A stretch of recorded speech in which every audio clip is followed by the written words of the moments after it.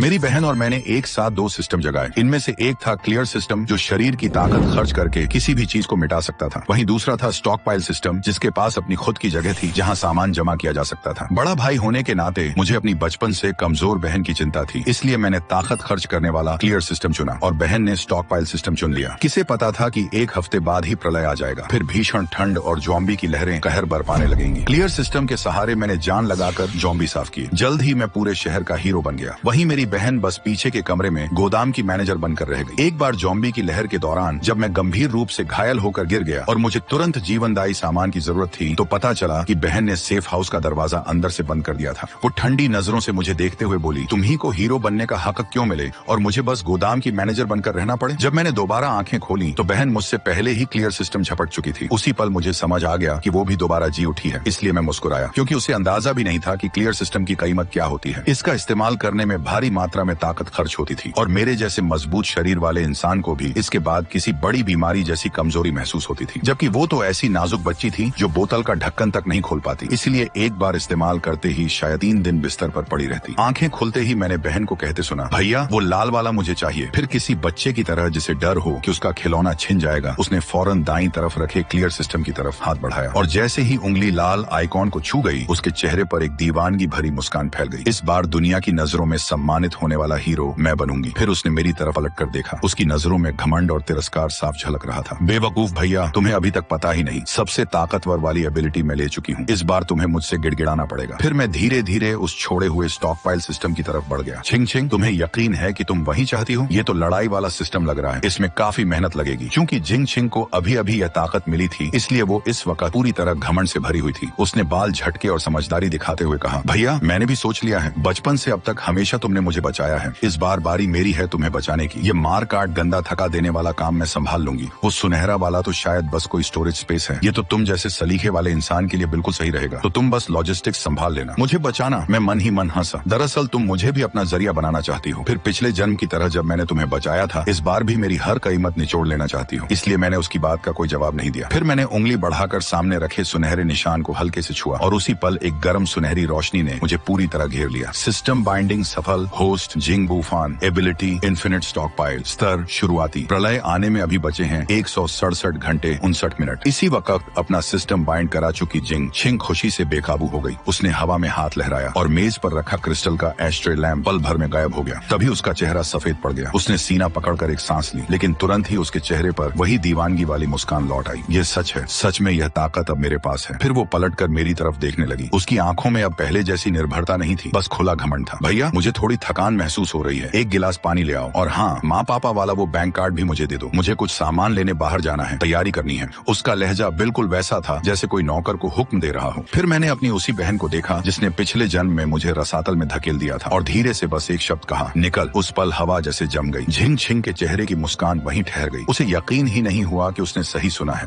क्योंकि बचपन से लेकर अब तक मैं उसकी हर बात मानता आया था। भैया तुमने अभी क्या कहा? क्या तुम अब भी इस बात से नाराज हो कि मैंने वो लाल वाला सिस्टम छीन लिया? पर मैंने भी तो तुम्हें बचाने के लिए ही ऐसा किया था। मैंने कहा निकल जाओ यहाँ से। फिर मैं उठकर खड़ा हो गया और ऊपर से नीचे देखते हुए झिंग छिंग को घूरता रहा। और एक बात और, ये घर मेरा है, प्रॉपर्टी के कागज पर मेरा ही नाम लिखा है। 10 मिनट के अंदर अपना सामान समेटो और यहाँ से निकल जाओ। तुम पागल हो गए हो क्या? आखिरकार झिंग छिंग अब अपना नाटक जारी नहीं रख पाई। ये माँ पापा का घर है, तुम्हें मुझे भगाने का हक किसने दिया? और मैंने तो अभी सबसे ताकतवर एबिलिटी जगाई है। तुम्हें अंदाजा भी है इसका क्या मतलब है? प्रलय बस आने ही वाला है, सिर्फ मैं ही तुम्हें बचा सकती हूँ। अभी तुम मुझसे दुश्मनी मोल ले रहे हो, बाद में जब तुम मुझसे गिड़गिड़ाओगे तो मैं तुम्हारी परवाह भी नहीं करूंगी। क्योंकि उसे खुद पर बहुत ज्यादा भरोसा था, इसलिए उसे लगता था कि मैं पिछले जन्म की तरह ही उसके सामने घुटने टेक दूंगा। इसलिए मैं मुस्कुराते हुए कदम दर कदम झिंग छिंग की तरफ बढ़ता गया, यहाँ तक कि उसे दीवार के कोने में धकेल दिया। सबसे ताकतवर एबिलिटी। फिर मैंने जोर से एक मुक्का उसके कान के पास वाली दीवार पर जड़ दिया और एक जोरदार धमाके के साथ झिंग छिंग डर से चीख पड़ी और सिर छुपाकर बैठ गई। तुम्हारी तथाकथित एबिलिटी बस तुम्हारे उन फटे पुराने कपड़ों को गायब कर सकती है? क्या तुम भूल गई हो कि तुम्हारी एबिलिटी सिर्फ मिटा सकती है? 7 दिन बाद तापमान -60 डिग्री तक गिर जाएगा। बिना खाने कपड़ों के चाहे तुम पूरी इमारत ही क्यों न मिटा दो, तुम भूख और ठंड से मर ही जाओगी। इस पर झिंग छिंग का पूरा बदन कांप उठा। सच तो यह है कि उसे इस बात का ख्याल ही नहीं आया था, लेकिन जल्द ही उसने अकड़ कर गर्दन उठाई। तो क्या हुआ? मैं लूट लूंगी। जो भी मुझे सामान देने से इनकार करेगा मैं उसे गायब कर दूंगी। बात रही तुम्हारी, तो एक टूटे फूटे गोदाम की रखवाली करने से क्या फायदा? आखिर तुम्हें भी तो मेरे भरोसे ही रहना पड़ेगा। अच्छा, तो तुम्हारी किस्मत बुलंद रहे। फिर मुझे उससे फालतू बहस करने का मन नहीं था, इसलिए मैं गेट की तरफ चला गया और दरवाजा खोल दिया। अभी के अभी निकल जाओ, वरना मैं सिक्योरिटी बुला